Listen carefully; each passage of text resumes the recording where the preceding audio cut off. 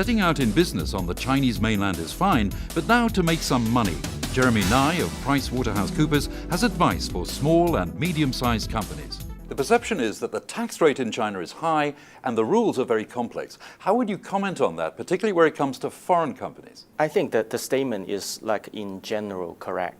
Okay, particularly when compared to low tax jurisdiction like Hong Kong or Singapore. In terms of corporate tax rate, the current standard income tax rate in China is 25%, which I will say will be in the middle when compared with most of these major trading partners of China. However, when we talk about individual income tax, the top marginal tax rate can reach 45%, which will consider to be very high, okay, even in developed countries' standard. For doing business in China, besides the corporate income tax and also the individual income tax we just mentioned, there are also other 23 different other types of taxes, okay, to be imposed on foreign investors.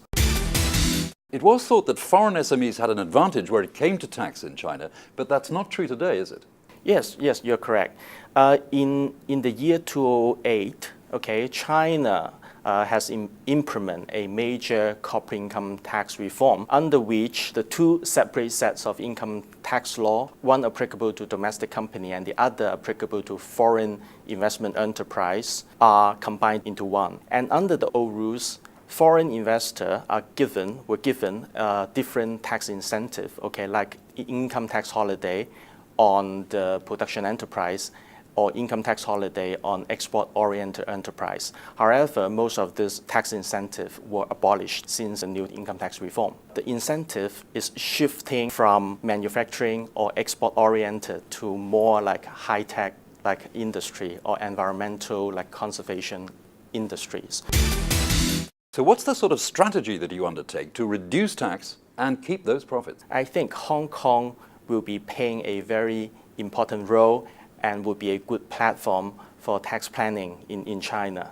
First of all, from investment holding structuring perspective, given Hong Kong has entered into a very favorable tax treaty with China, so by using Hong Kong as the location to set up investment vehicle for investing into China will be a very good option, okay? Because under the China-Hong Kong tax treaty, it offers very preferential a withholding income tax rate in terms of passive income like dividend, royalties or interest. And also because of the income rate differential between Hong Kong and China. In Hong Kong, the tax rate will be 16.5%, in China will be 25%. That also offer opportunities for a foreign investor to restructure their operation model by shifting more high value added functions to Hong Kong. Where it comes to the renminbi, that can now be traded out of Hong Kong, and presumably that means there can be an advantage if you want to bring your profits out of China. The foreign exchange control in China for what we call the current account item has been greatly relaxed over the past years. So basically there are no major restriction for a Chinese company to repatriate cash out of China by way of trade settlement or by way of dividend, interest or service fee. Resources, technology and expertise are said to be the elements that you need as a foreign company in China, but do you also have to be more competitive and hold down those labor costs? In the past, okay, most of these foreign investors, they are operating in the coastal regions.